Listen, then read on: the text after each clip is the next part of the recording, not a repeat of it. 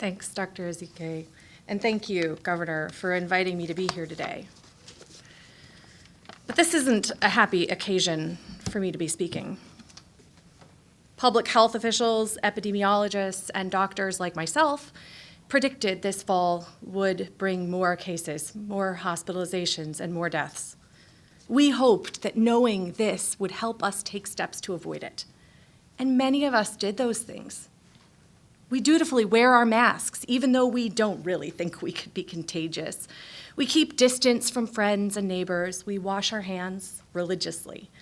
And now, as the weather gets colder and the cases still rise, we aren't sure what more we can do.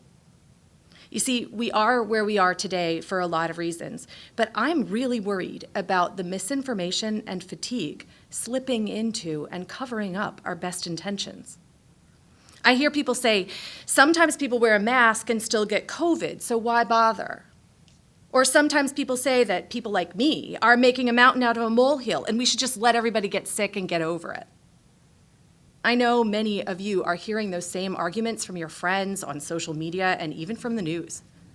Sometimes people make these statements, dress them up with some facts or graphs that look almost as convincing as the ones you saw today. They sometimes take experts' comments out of context and make you wonder what we really think. They make you question every inconsistency, every change in guidance. So today, I want to set some facts straight. First of all, inconsistent recommendations are not evidence of a conspiracy, nor are inconsistent data. They are evidence of a changing knowledge in epidemiology.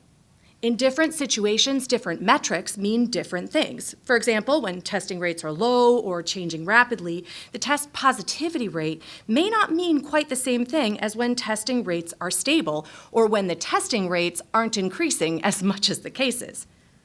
Everyone is trying to use the best information available to make the best possible decisions. There are and will be disagreements about the details. There's no one measure or metric, but rather an understanding of the needs and the pain in the community, both from the virus as well as the consequences. There are new data coming out every day. Science is learning. We change our guidance because we learn something new. Changing advice should make you feel good that we're making progress.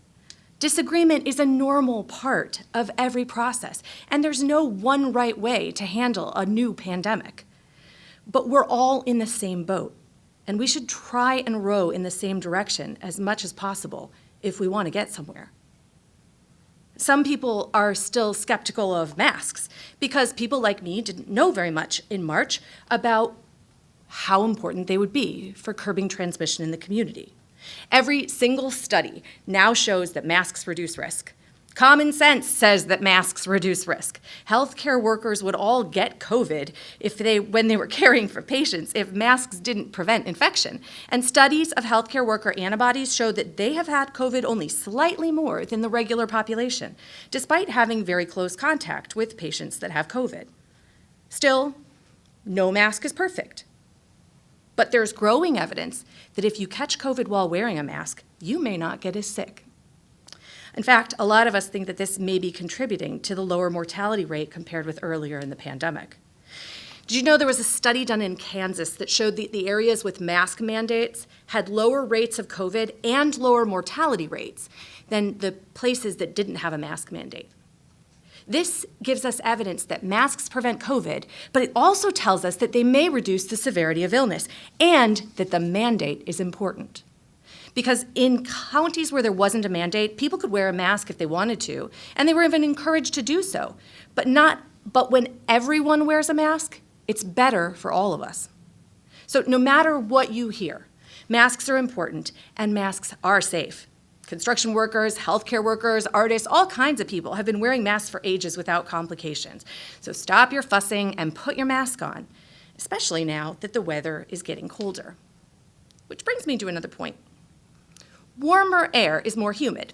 It has more moisture in it. You know this. That humidity keeps those droplets that are coming out of our mouth and our nose juicy. And when they're wetter, they weigh more and they fall to the ground closer. But when air cools down, it doesn't hold as much moisture. It's drier, and our HVAC systems are not awesome at putting moisture back into the air, even though they're pretty good at heating it. This you know because you have to buy more lotion, you complain about your dry skin all winter long. You may even buy a little humidifier that you put in the corner and realize it doesn't actually solve the whole problem because it's a bigger problem than you can solve with a little humidifier. That drier air means that your droplets are drier and smaller too, and they can linger in the air. They're lighter, they stay longer, and they travel further. That's that airborne transmission that you keep hearing about, and it's true. Fall and winter weather literally make COVID more transmissible. On top of that, the cold weather makes us spend time inside, in our energy-efficient homes that keep the heat inside and the COVID. There have been numerous reports of superspreader events related to these kinds of situations, and they can be described with the 3 C's. It's unmasked contact with people in a closed space that's crowded, because the more people you have, the more likely one of them has COVID. Many modelers have shown that indoor ventilation in most buildings is not sufficient to prevent the transmission of COVID when people aren't wearing masks. So it seems that limiting indoor gatherings where people don't wear masks is a key part of preventing COVID transmission, and it is. You see, bars and restaurants are one of the few places where people congregate and they can't really wear a mask and eat and drink. Unfortunately, their employees and the restaurants and the businesses are the casualties here, but there's no way around it. It's not just models. Early on, data from Guangzhou showed that recirculated air from an HVAC spread COVID from one family to multiple other families right in the flow of air. A quarter of cases in Louisiana in August were related to bars and restaurants, and that's when it was warm out. Over 100 cases were linked to one bar in Michigan in a week. And over the summer, in Minnesota, 29 bars and restaurants started clusters that spread throughout the community. Shutting down bars and restaurants and putting in mask mandates changed the trajectory of the pandemic in Arizona, Texas, Florida, San Diego, Washington, D.C., Illinois. I could go on. This isn't the fault of any particular restaurant. In fact, the proprietors of these places do everything they can to prevent this from happening. But the reality is that a restaurant can be perfectly safe from 6 to 8 p.m. and become a super spreader event from 8 to 10. It all depends on whether or not someone with COVID walks in the door. And you have to remember that people with COVID are contagious before they even feel sick. Some will never even feel sick, spreading COVID to their close contacts while honestly believing that they're fine. Testing enough to identify all of the asymptomatic cases is still out of reach, even in this state with some of the best testing in the country. And all the contact tracing in the world won't tell you if you've been exposed to the source person if they were never tested. As much as we don't want to admit it, we can't possibly know when we're a risk to other people. The likelihood of anyone, including me, having COVID goes up every time the case count goes up in a community. And we're heading the wrong direction in every metric. Today is higher risk than yesterday, and unfortunately, tomorrow will probably be higher risk than today. And these facts about indoors without masks are not just true of bars and restaurants. Unfortunately, it's true for any contact we have, including small gatherings in our own homes. As our cases go up, our bubble needs to get smaller. It's the only way to stop the spread. COVID thrives on this unmasked contact indoors, and so that's what we've got to stop. We flattened the curve in March because everyone heeded the warnings and kept close contacts to a low number, just your household. Masked encounters with a barista, going to see your doctor, going to the library aren't going to spread COVID, but eating with your coworkers in the cramped break room will. And that in-person book club with wine and appetizers when you're gonna try and be 6 feet apart will be a lot safer over Zoom. Unfortunately, a Halloween party this weekend could become a super spreader event. And Thanksgiving could be a prologue to a tragedy for your family. We've already had more than enough tragedies already. I know you miss your family and your friends. And some days you probably don't even care if you get COVID. But you do care. We all care.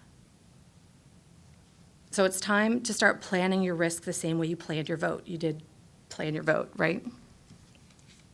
So Go to these places. The IDPH website has all of the information that you saw here today that the governor showed you. It also has a lot of tools that you can use to help find out what's risky and what's not risky. You can also use the Chicago Department of Public Health website. And there's a great free online tool from Brown University called mycovidrisk.app. I strongly recommend it. It uses epi data from your local zip code to help you assess the risk of going to the grocery store or getting together with friends, and it helps you find ways to lower your risk so you are empowered to make your own decisions. Lastly, I just want to say a little bit to all of you out there who don't believe a word I say. You may never understand why the rest of us are still worried about COVID, why we still wear our masks and wash our hands, why we'll skip the Halloween parties and make alternate plans for Thanksgiving, why we eat alone in the break room or scarf down a sandwich outside. It's because we have the grit and the compassion to make sacrifices for the good of our community, for people we don't even know. We pay taxes and stop at stop signs just like you do, but we know why we do it. And we don't mind. It may be hard, but we'll keep doing it because we know real freedom isn't about masks. And you, who don't believe me, are welcome to join us anytime. Governor, I think you have some questions to answer. Yeah.